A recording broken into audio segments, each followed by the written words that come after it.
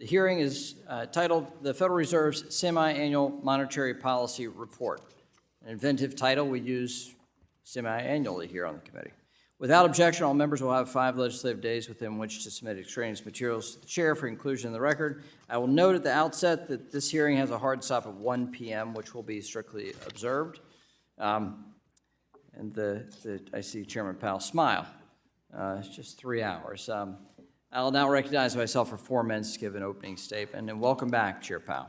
Since you last appeared before the committee in June of 2023, the conversation in Washington surrounding inflation has shifted significantly. To be clear, it's not because the inflationary fire has been extinguished. From the most recent data available, food costs are up 21% since President Biden took office. Energy costs are up nearly 32%. Shelter costs are up more than 19%. And you'll pay 37% more for a dozen eggs in America today. As you stated in January, people are still paying more for the basics of life, and the prices they're paying are still high. Families aren't happy about it, as you know, and as our colleagues know. But according to the Biden administration, many of my Democrat colleagues, they should be thrilled. In an attempt to score political points, many in Washington have decided the best strategy is to tell people what they're feeling isn't actually accurate. They claim Bidenomics has brought down costs, and their partisan so-called American Rescue Plan put our economy back on the right track. Of course, we know the opposite is true, since inflation skyrocketed soon after the American Rescue Plan was enacted, which was predicted by several former Obama administration economic officials. Instead of working to solve the underlying issues causing high prices, the administration has played the blame game, citing corporate greed and so-called shrinkflation. Some Democrats have even trained fire on you, Chair Powell, blaming interest rate hikes, which were necessitated by Democrat spending, for the high cost and brazenly calling you to make cuts prematurely. It's highly inappropriate for lawmakers to attempt to influence monetary policy. Chairman Powell, I have faith that you will not allow politics to cloud your judgment in the fight to tackle inflation. As I have always said, you're a steady hand, and I believe you are committed to the Federal Reserve's independence, as am I.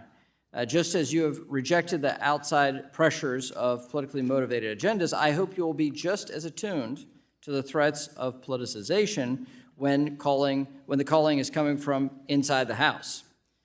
Vice Chairman Michael Barr's so-called holistic review of capital requirements and the fatally flawed Basel III endgame proposal represent a concerning trend of partisan proposals taking priority over supervision. This has real-world impacts, as we saw 1 year ago this month when the supervision and regulation arm of the Fed was late catching up to the effects of the acceleration of interest rates on the banking system. Americans were understandably shaken by last year's banking turbulence. As we continue to monitor potential instability, including bank exposure to commercial real estate, it's critical that the Fed keep its eye on the ball. This does not include enacting new, far-reaching, and ultimately harmful regulatory policy, though.